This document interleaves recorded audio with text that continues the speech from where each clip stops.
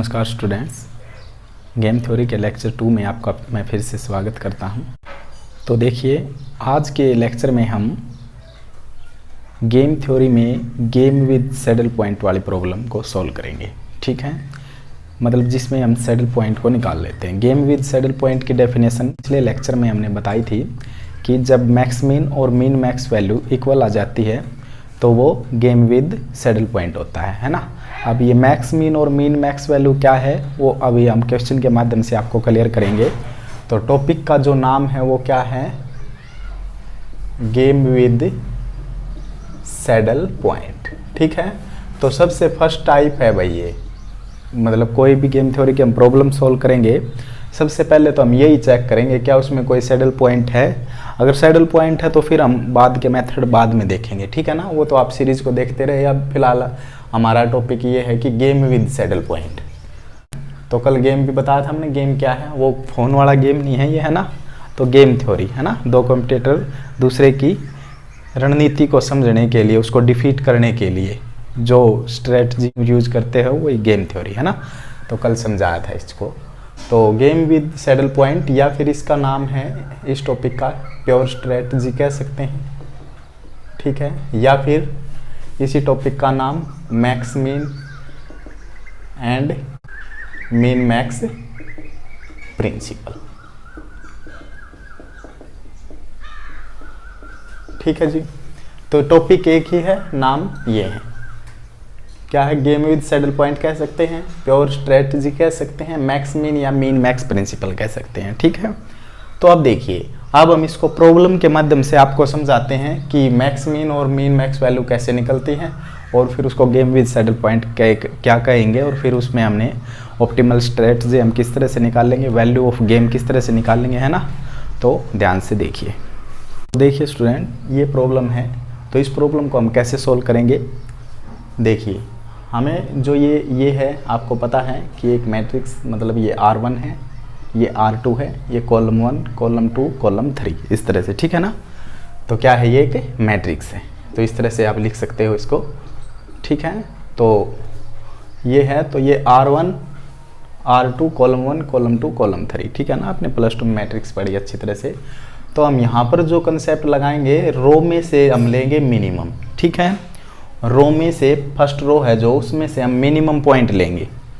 तो क्या होगा, R में इसमें सब में मिनिमम, तो मिनिमम मतलब -1 है, 2 है, -2 है, तो माइनस का 1 और माइनस का 2, कौन सा मिनिमम है, ये मिनिमम है ना। जो माइनस में बड़ा है वो छोटा है, जो छोटा है वो बड़ा है।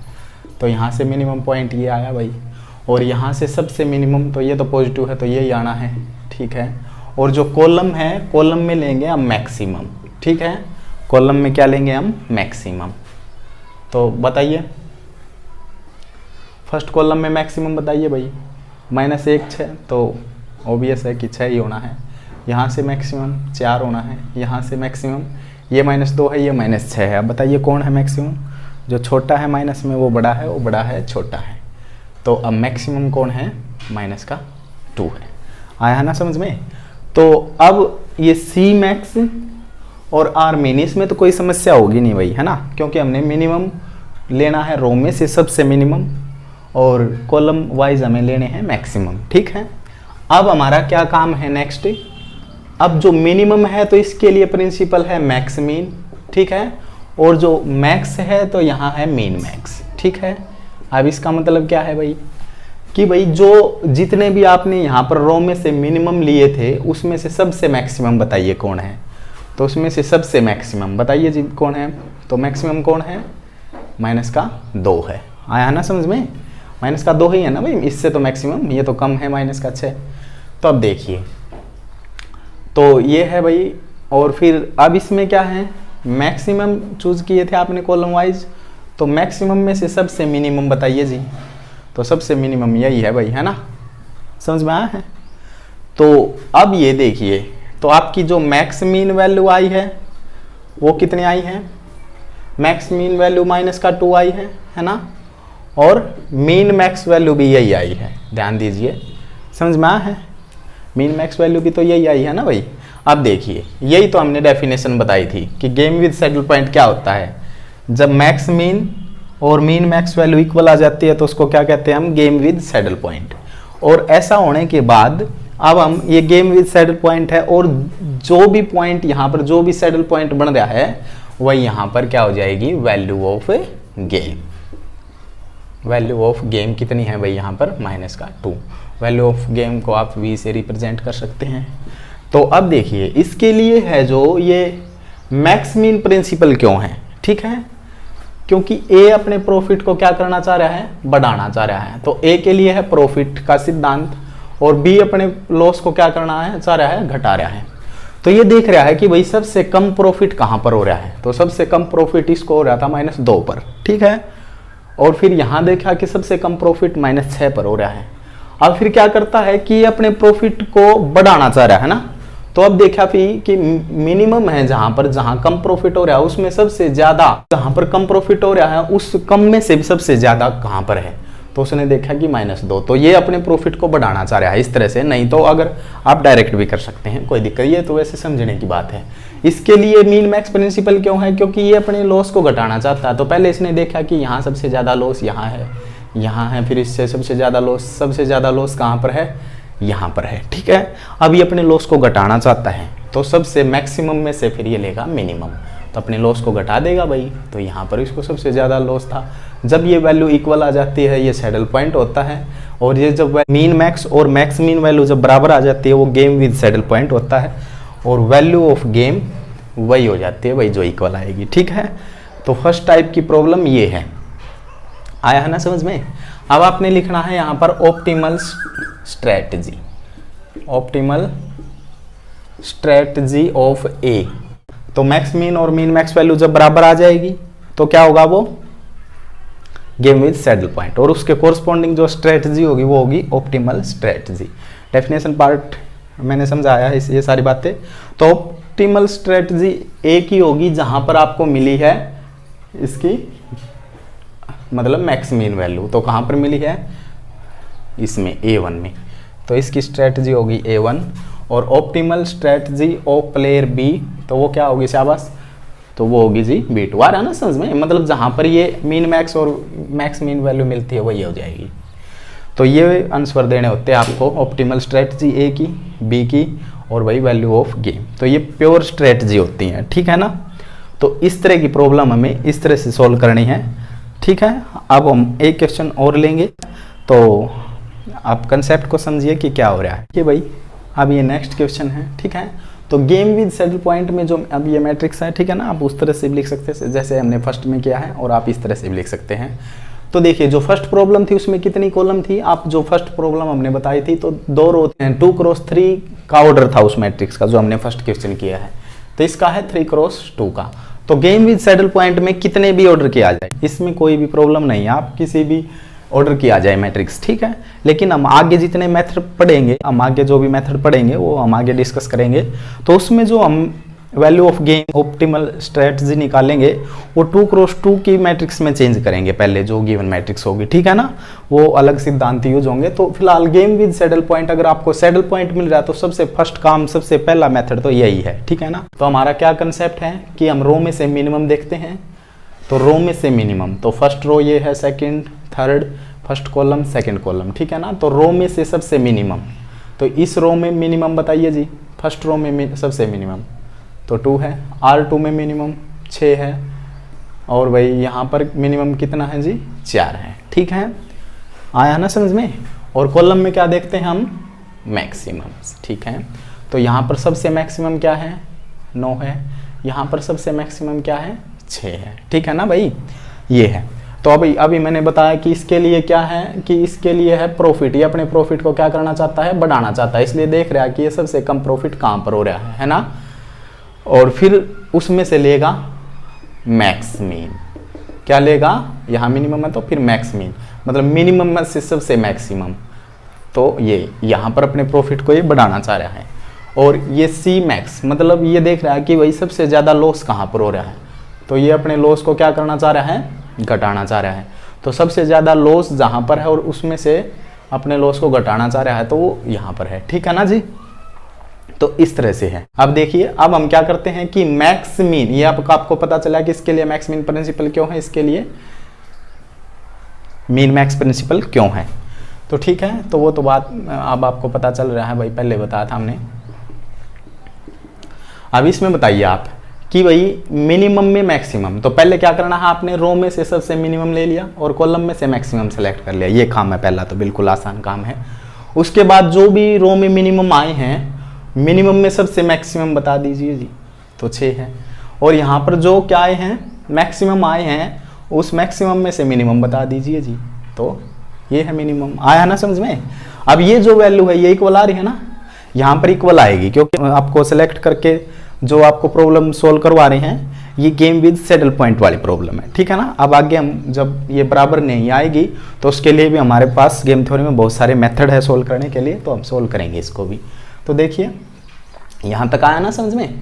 अब देखिए जी, जो ये वैल्यू है मीन मैक्स और मैक्स मीन वैल्यू बराबर आई है, जो कि 6 है। अगर बराबर आ जाती है तो वो क्या है, गेम विद सैडल पॉइंट है। और अब वैल्यू ऑफ गेम क्या हो जाती है, शाबाश, वैल्यू ऑफ गेम क्या हो जाएगी, तो वैल्यू ऑफ गेम हो जाएगी 6, जो बराबर आएगा। तो सैडल पॉइंट मिला है, जो सैडल पॉइंट है वही गेम ऑफ वैल्यू है। तो अब और क्या काम है, ऑप्टिमल स्ट्रेटजी ऑफ प्लेयर ए।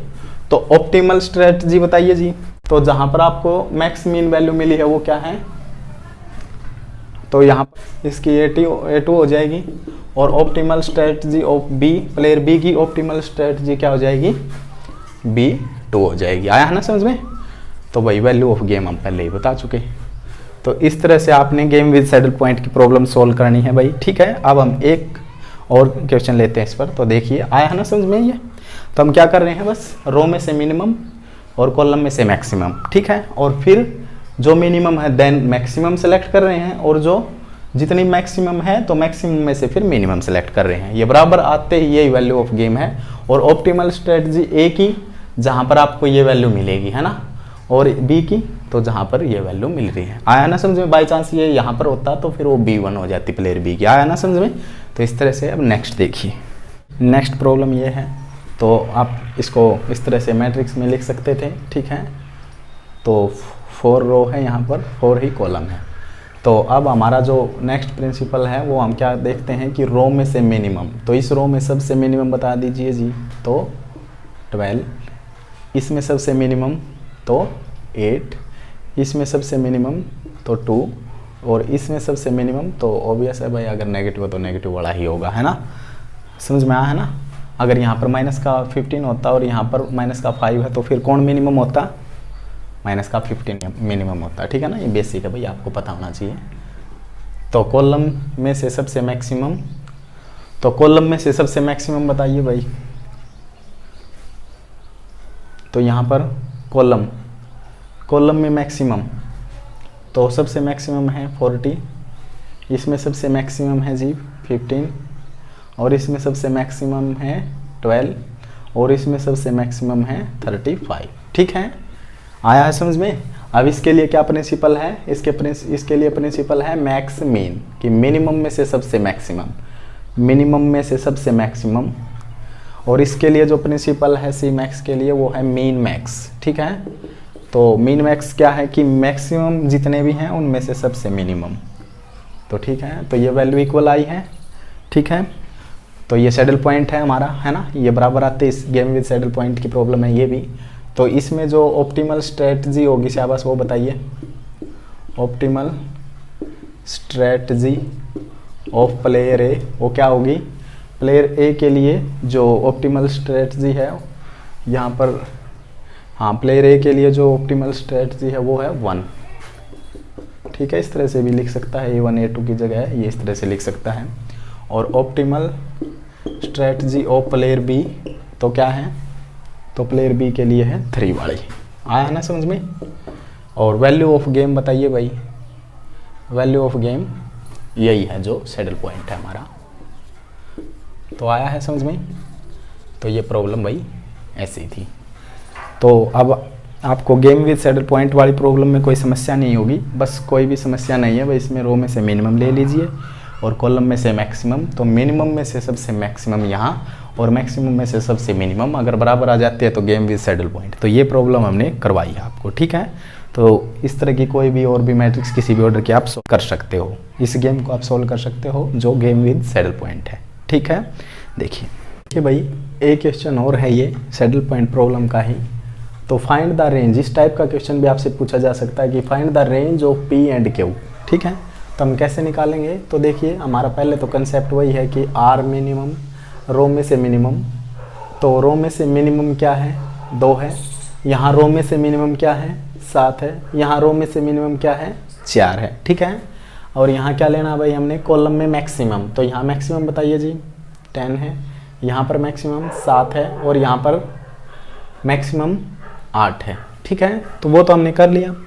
तो अब देखिए अब इनकी रेंज बतानी है कि यहाँ पर पी और क्यू क्या सेलेक्ट होकर हमारा सैडल पॉइंट सही आए, है ना। तो उसके लिए देखिए भाई, अगर हम देखिए ये यहाँ पर मैक्स मीन का प्रिंसिपल लगाएं, मैक्स मीन तो मिनिमम में मैक्सिमम तो ये है, और यहाँ पर मीन मैक्स, मीन मैक्स तो इसमें से क्या है? मैक्सिमम में मिनिमम तो 7 है ना, 7। तो अब ये रेंज बतानी है पी और क्यू की कि ये सैडल पॉइंट हमारा रही, है ना। तो इसके लिए देखिए रेंज किस तरह से हम फाइंड करते हैं। इस टाइप की प्रॉब्लम को हम कैसे सोल्व करेंगे? तो यहाँ पर देखिए कि हम रो में से क्या लेते हैं? मिनिमम लेते हैं। तो जो 7 है, सॉरी जो क्यू है, जो यहाँ पर वेरिएबल क्यू है, जो वेरिएबल क्यू है वो यहाँ पर हम इस तरह से रेंज लिखेंगे इसकी। ठीक है ना, कि भाई ये किसके बीच में लाई करेगा। तो ये देखिए अगर यहाँ पर मैं ये कहूँ कि भाई 7 यहाँ मिनिमम है, अगर 7 से छोटा कर दिया ये, कि 7 के इक्वल तो होना ही पड़ेगा इसको, अगर 7 से छोटा किया ये तो क्या हो जाएगा? 6, 5, तो फिर वो मिनिमम सेलेक्ट हो जाएगा ना। जो यहाँ पर मिनिमम है ये 7, अगर यहाँ पर 6 आया तो फिर हम मिनिमम 6 ले लेंगे, है ना। तो मिनिमम यहाँ पर गड़बड़ा आ जाएगा, मिनिमम में प्रॉब्लम आ जाएगी, तो वो हमारा यही सैडल पॉइंट रहना चाहिए। तो क्या है, तो बहुत आसान है कि ये 7 हो सकता है या फिर 7 से बड़ा, लेकिन 7 से कितना बड़ा वो देखेंगे। क्या 9, 10 हो सकता, वो हमारी कॉलम बताएगी।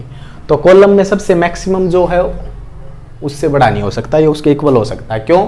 क्योंकि फिर कॉलम में हम मैक्सिमम लेते हैं, यहाँ पर 8 है ना। अगर यहाँ पर हमने 9 सेलेक्ट कर लिया तो फिर वो 9 आ जाएगा, तो वो भी नहीं हमारा चेंज होना चाहिए। आया है ना समझ में? तो बिल्कुल आसान है इसकी रेंज कि क्यू किसके बीच में लाई करेगा। तो बिल्कुल ये है जो यहाँ 7 इसके बराबर हो सकता है, इससे बड़ा, और फिर मैक्सिमम यहाँ पर देख लीजिए। इसी तरह से पी की रेंज बता सकते हैं आप।